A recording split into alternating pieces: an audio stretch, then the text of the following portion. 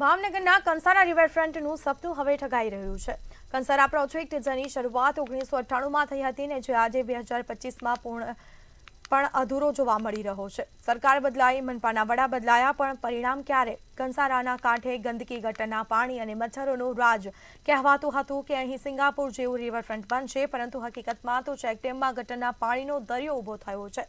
વચનો તો મોટા મોટા આપવામાં આવ્યા, પરંતુ હકીકતમાં કંસારા કાંઠે રહેતા લોકોની પરિસ્થિતિ એવી જ કટોકટી ભરી છે।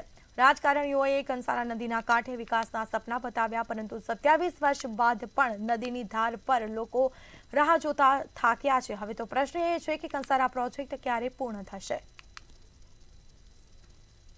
ભાવનગર મહાનગરપાલિકાનો ટોપ ઓફ ધ ટાઉન જ્યારે ચૂંટણી હોય ત્યારે જે મુદ્દો રહે છે તે કંસારાનો રહે છે। 1998થી કંસારાને લઈને સજીવીકરણ, નવીનીકરણ, સફાઈ, શુદ્ધિકરણ, અલગ અલગ વાતો કરીને કંસારાની ઉપર કામગીરી ચાલુ છે। છેલ્લા 5 વર્ષથી વાત કરીએ તો 47 કરોડ રૂપિયા કંસારાના શુદ્ધિકરણ માટે મહાનગરપાલિકાએ વાપર્યા છે, પરંતુ હજી પણ એ જે કામ કરી હતી તેની અંદર 57 કરોડ રૂપિયા આપ્યા છતાં પણ 4% કામગીરી વર્ષોથી બાકી છે। સ્થાનિક લોકો છે તેને પૂછશું, કારણ કે અહીંયા કંસારો અને જે ગંદકીનો ઉકરડો છે તેને લઈને ત્રાહિમામ પોકારી ઉઠ્યા છે। આપણે પહેલા સ્થાનિક મહિલાઓ સાથે વાત કરશું। પહેલા આપનું નામ ને વિસ્તાર।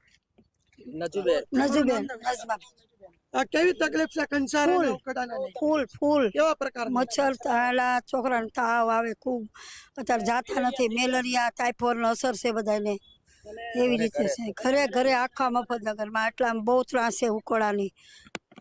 જી, તમારું નામ શું ને શું કહેશો? જે ઉકરડો છે ઘરની સામે, કંસારો છે, એટલી ગંદકી, મચ્છરનો કેવો ત્રાસ? મારું નામ માહી કુંવર કૃષ્ણ કુંવર છે। અમે નહીં લઈ તો લગભગ અહીંથી 10 વર્ષ 15 વર્ષથી અમે લોકો રહીએ છીએ। એ પહેલા અમારું ફેમિલી લોકો રહેતું હતું, બરોબર। આ કહારાનું કામ ચાલુ છે, અત્યારે અટકી ગયું છે। આ રોડ ને બોર્ડ ને બધું બની ગયું છે, અત્યારે આવું કામ અટકી ગયું, એના લીધે જોવો તમે અહીંયા જોઈ શકો છો ગંદકી, માથા ભારે તત્વો, અહીંયા છાણ પોદળા નાખી જાય છે। મારું ઘર સામું જ છે, આ કહારાનો કાંઠો, અને મારું ઘર જો ઓલું છે ઈ જ છે, બરોબર છે। તો અહીંયા ઘરે ઘરે બધાના સોસાયટીમાં આ મફતનગર કહેવાય, બધાના ઘરે ઘરે ખાટલા છે। જે ચોક્કસ હજી ચોક્કસ સ્થાનિક હતા 14 નાળાના, લાંબા સમયથી લોકો પરેશાન છે।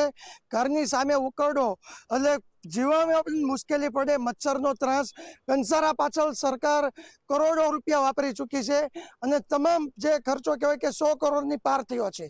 એ સરકાર દ્વારા જે હવે ભાવનગર મહાનગરપાલિકા દ્વારા 47 કરોડ રૂપિયા વધારાના જે હવે કંસારામાં વાપરવાના છે, તે પૈસા કેવી રીતના વાપરશે અને ખરેખર આ કંસારાનું નુસન્સ છે તેને લઈને ભાવનગરની જનતાને છુટકારો મળશે કે નહીં? હિરેન ચૌહાણ, મંતવ્ય ન્યૂઝ, ભાવનગર।